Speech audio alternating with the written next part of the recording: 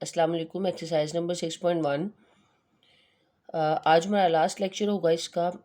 Question number 6 हमने आज करना है और 7 करना है, साथ में जो 8 और 9 जो हैं वो तकरीबन इसी तरह के ही होंगे। ठीक है। क्वेश्चन नंबर 6 अगर आप बुक से रीड करें, बुक मैं भी यहाँ रख रही हूँ, अपनी बुक से रीड करें।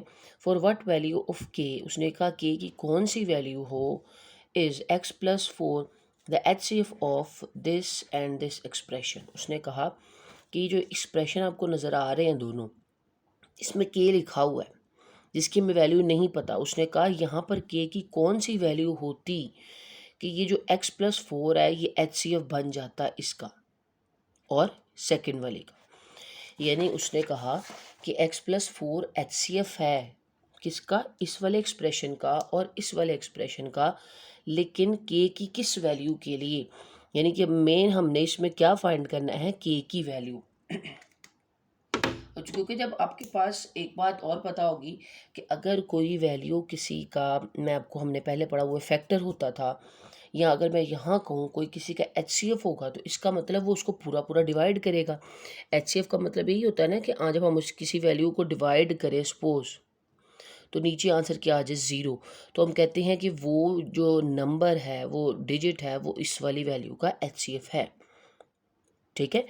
तो अब इस तरह उसने कहा है ये इसका HCF है। के की किस वैल्यू को यहाँ रखें, क्योंकि के की वैल्यू होगी तो वो पूरी पूरी वैल्यू का आंसर आएगा और 0 आएगा। ठीक है। अब हमने वो के की वैल्यू फाइंड करनी है, तो हमने क्या करना है, इसको लेट कर लेना है सबसे पहले पी ऑफ एक्स के इक्वल, और इसको, ये पी छोटा है, ठीक है, और ये क्यू ऑफ एक्स के इक्वल क्वेश्चन के बाद। अब सबसे पहले ये वाला पार्ट लेते हैं।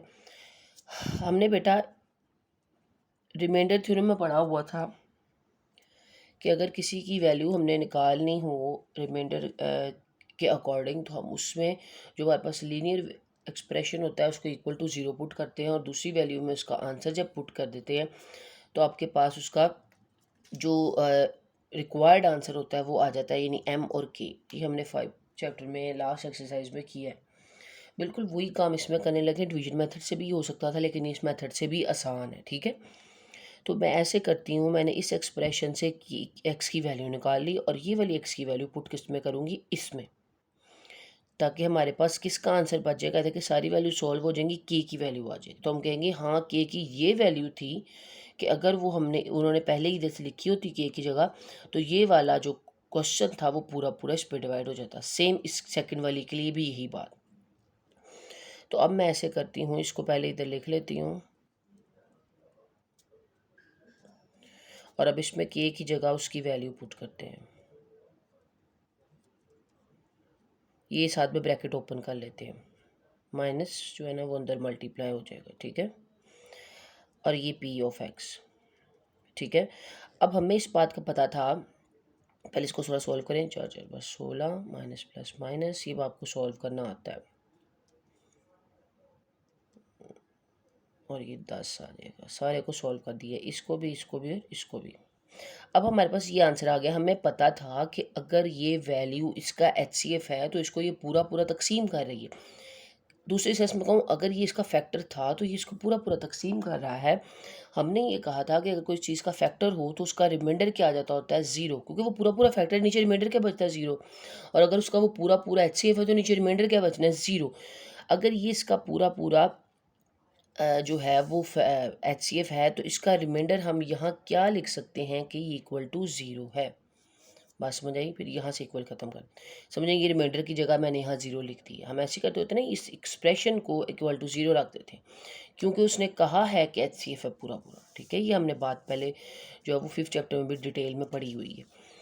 अब यहाँ से ऐसे करती हूँ, इसको इधर ले जाती हूँ, यहाँ 0 है, 2 के यहाँ पर माइनस का, यहाँ जाके प्लस का। मुझे के की वैल्यू चाहिए। मैं इधर से इसको अगर ऐसे ले आऊँ तो यहाँ मेरे पास के का आंसर क्या आ जाएगा,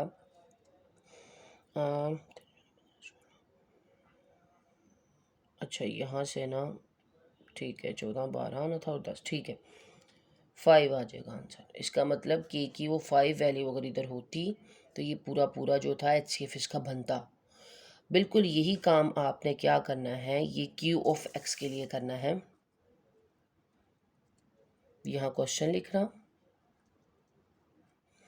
और क्या पुट कर दिया इसमें, x plus 4 is equal to 0, दोनों में पुट। कुछ लोग जो हैं वो एक में पुट करवा कर देखते हैं, लेकिन बेहतर है कि आप दोनों में पुट करके देखें। बिल्कुल यही काम इसमें करना है और इसमें भी k की वैल्यू 5 ही आएगी। इसलिए कुछ लोग सिर्फ एक में करवाते हैं, क्योंकि उन्होंने कहा दोनों में यही k की वैल्यू आती, तो आंसर उसका जो था वो पूरा डिवाइड होता, वो HCF ही होता उसका। ठीक है, इस वाले क्वेश्चन में भी ये पुट करके देखना है, उसको लास्ट में 0 के एक बार आपके आंसर k का 5 निकाल देना है। ठीक है, तो ये आपका क्वेश्चन हो जाएगा, हमें वो वाली k की वैल्यू मिल गई। अब क्वेश्चन नंबर 6 देख लेते हैं, सॉरी क्वेश्चन नंबर 6 कर लिए, 7 देखते हैं जी। अगर बेटा अब हम क्वेश्चन नंबर 7 की तरफ देखें तो क्वेश्चन नंबर 7 में वो क्या कह रहे हैं, बुक से रीड करिए। होना बिल्कुल इसी प्रोसीजर से ही है। If x plus 3 and x minus 2 is the HCF of p of x and q of x। दो दे दी वैल्यू, उसने वैल्यूज़ दो दे दी और दो वैल्यूज़ को कहा कि ये HCF हैं p ऑफ x की और q ऑफ x की, उसने नाम भी खुद दे दिया इस पर, p ऑफ x और q ऑफ x। अगर उसने कहा कि ये दोनों इसकी वैल्यू हों तो k और l निकाल लें। पिछली बार सिर्फ कहा था कि ये इसकी वैल्यू है, लेकिन k की किस वैल्यू के लिए, ये इसका HCF है। अब उसने कहा ये इसका HCF है और इसमें k और l की वैल्यू निकालें। बिल्कुल बात उसने उसी को आगे पीछे कर दी है। अब देखने की ये ज़रूरत होगी इसमें कि इसमें बेटा हमारे पास एक जो x प्लस 3 है वो और x माइनस 2 में से एक, इनमें से फैक्टर, इन दोनों में से एक फैक्टर इसका है और एक फैक्टर इसका है, और जब वो उसमें पुट करेंगे तो उसमें एक में से k की वैल्यू आ जाएगी, एक में से l की वैल्यू आ जाएगी। अब आपने देखना है कि कौन सा फैक्टर किस में पुट होगा। जैसे मैं आपको बताऊं, क्वेश्चन देखते हैं कि ये लिखा हुआ है कि ये जो है ना HCF है इसका और इसका। अब उसने खुद जो है वो इसको p ऑफ x का नाम दिया है और दूसरे वाले में उसको q ऑफ x का नाम बाद में देते हैं। अब आप देखो कि अगर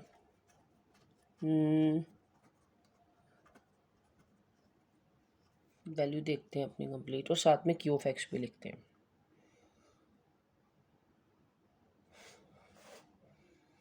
किधर गई वैल्यू,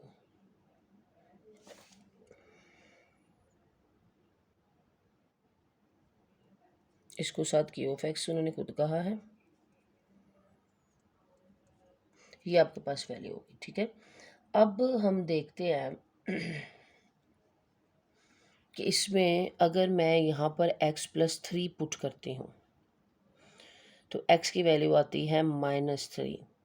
ठीक है, और अगर मैं जी वैल्यू देखते हैं थोड़ी सी, वैल्यू में ये मसला हुआ था, जो स्टेटमेंट थी वो गलती से 8 की लिखी गई थी। बात वही है, उसने कहा था कि ये दोनों p और x के p और q के फैक्टर हैं। हमने देखा यानी क्वेश्चन वो 8 का लिखा गया था, बाकी क्वेश्चन की बात वही है कि अब अगर मैं ये वाली वैल्यू लेती हूँ, सपोज मैं ये वाली वैल्यू लेती हूँ, मैं कहती हूँ x माइनस 2 पुट ही करना है ना, इसके इक्वल है, तो x की वैल्यू आ जाएगी 2, यानी जहाँ जहाँ x है वहाँ वहाँ क्या पुट करूँगी 2, और सब कुछ आ जाएगा और लास्ट पे k का आंसर वहाँ मिल जाएगा।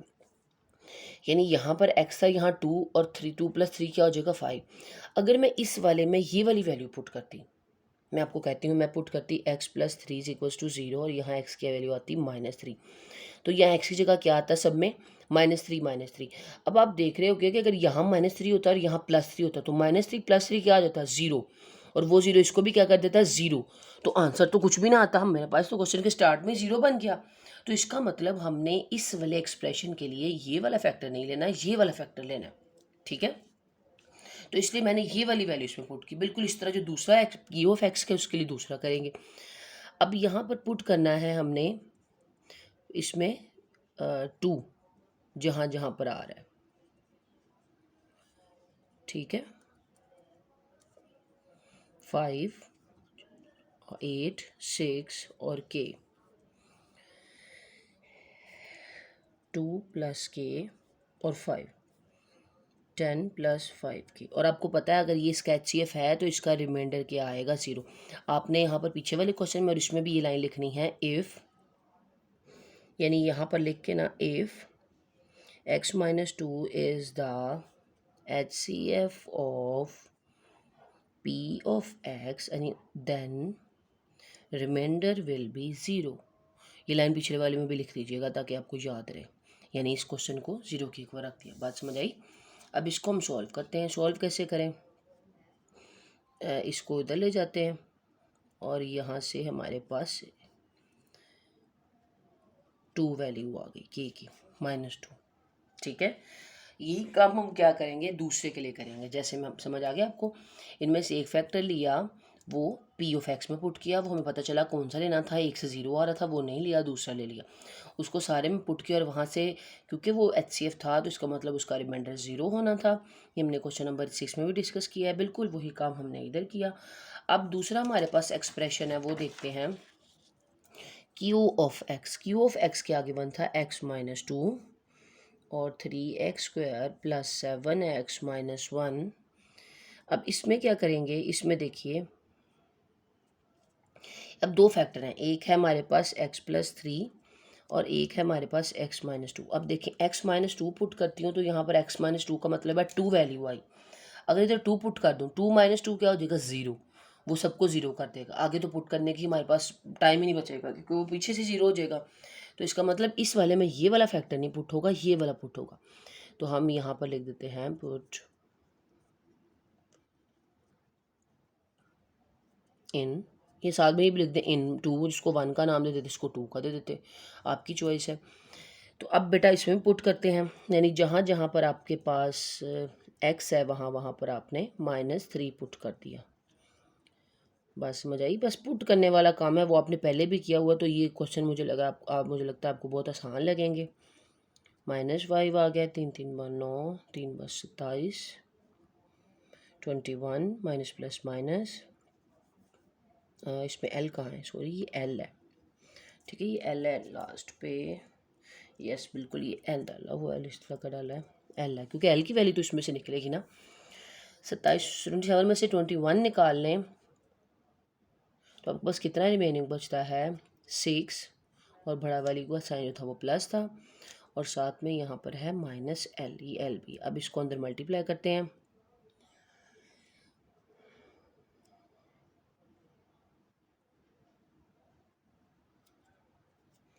और